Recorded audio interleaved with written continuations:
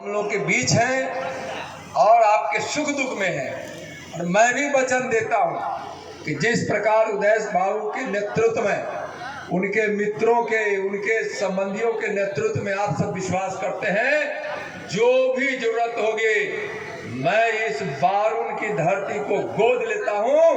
भारत का गृह राज्य मंत्री हूं, आपको कभी कोई कष्ट होने नहीं दूंगा।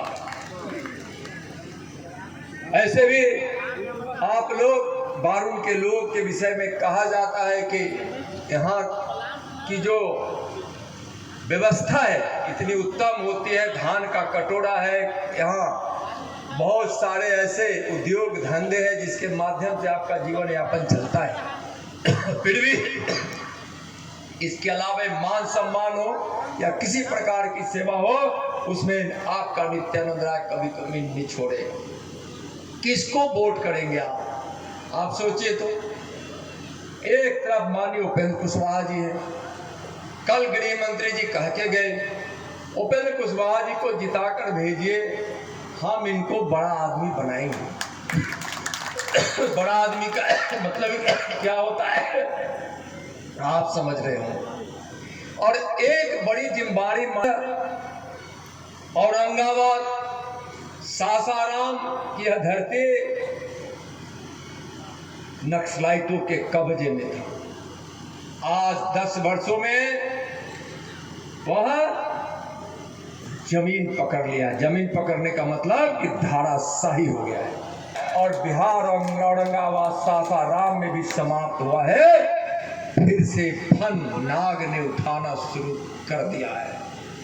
और वैसे विचार के पोषक जो आज यहाँ माले के प्रत्याशी खड़े हैं, आज उस प्रत्याशी के माध्यम से नाग फन काटने की जो कोशिश कर रहा है, उसको हम उसी प्रकार से कुचलेंगे जिस प्रकार से भगवान कृष्ण ने कलिया नाग को नाथा था। जब वह जमुना के जल में जब वह विष घोर रहा था, गैया मर रही थी, वनस्पति समाप्त हो रहा था, जो नारी पानी पीते थे उसकी मौत हो जाती थी। आज इस काराकाट की धरती पर कालिया नाग बनकर आने वाले माले प्रत्याशी, महागठबंधन के प्रत्याशी को आप जदवंशियों से आग्रह है कि कृष्ण बनकर उस कलिया नाग को समाप्त कीजिए, जो आज फान उठा कर यहाँ कोशिश कर रहा है डसने की। बंधुओं,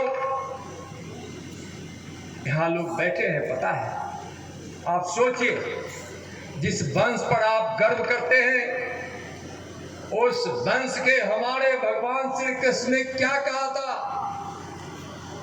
कितना संघर्ष किया, महाभारत की लड़ाई तक लड़े और जरूरत पड़ा तो अपने ही लोगों के अन्याय के खिलाफ खड़ा होकर उन्होंने मथुरा में अन्याय को समाप्त किया और धर्म की स्थापना। एक बार महाभारत की लड़ाई में हम पहले भी आए थे तो शायद आपको बताए होंगे, नहीं तो आज बता रहे हैं। हम जिस वंश के लोग हैं, यह हम नहीं कहते कि कोई वंश ऐसा नहीं है जिसमें उसके कुल में, उसके वंश में, उसमें महारत, वैभव और गौरव नहीं, सब में। लेकिन आज मैं अपने जदवंश की बात करने के लिए यहाँ खड़ा हुआ हूं। तो भगवान कृष्ण को गंधारी बुलाकर बोली, दुर्योधन की मां, कृष्ण तुम पांडवों का साथ छोड़ो, तुम दुर्योधन का साथ दो। माधव बोले, कृष्ण बोले कि मैं दुर्योधन को कभी साथ नहीं दे सकता।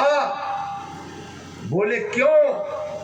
तो उन्होंने कहा था कि मैं जदवंश में पैदा लिया हूं, मैं जदवंशी हूं। जदवंशी कभी अधर्म, अन्याय और पाप को साथ नहीं दे सकता, मैं तो पांडवों के साथ ही रहूंगा। उस समय गंधारी कृष्ण को श्राप देती है कि हम तुम्हारे 56 करोड़ जदवंशियों के नाश का श्राप देती हूं।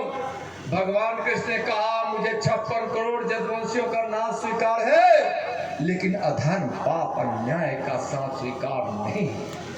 लेकिन भगवान कृष्ण ने एक बात और कहा था, सुन लीजिए।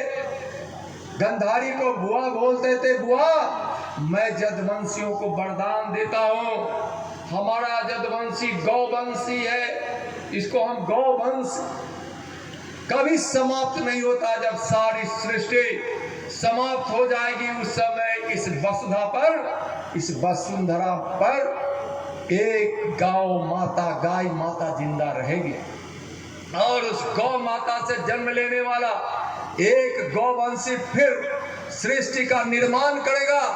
उस वंश में रहने वाले हम लोग, जब भगवान कृष्ण ने एक गांव के गर्भ से जन्म लेकर सृष्टि के निर्माण करने का वरदान दिया, तो क्या हमारा क्या धर्म है कि गौ माता के वध करने वाले, कसाई खाना खुलवाने वालों को हम वोट दे, या गौ माता की रक्षा और सेवा करने वाले को हम वोट दे?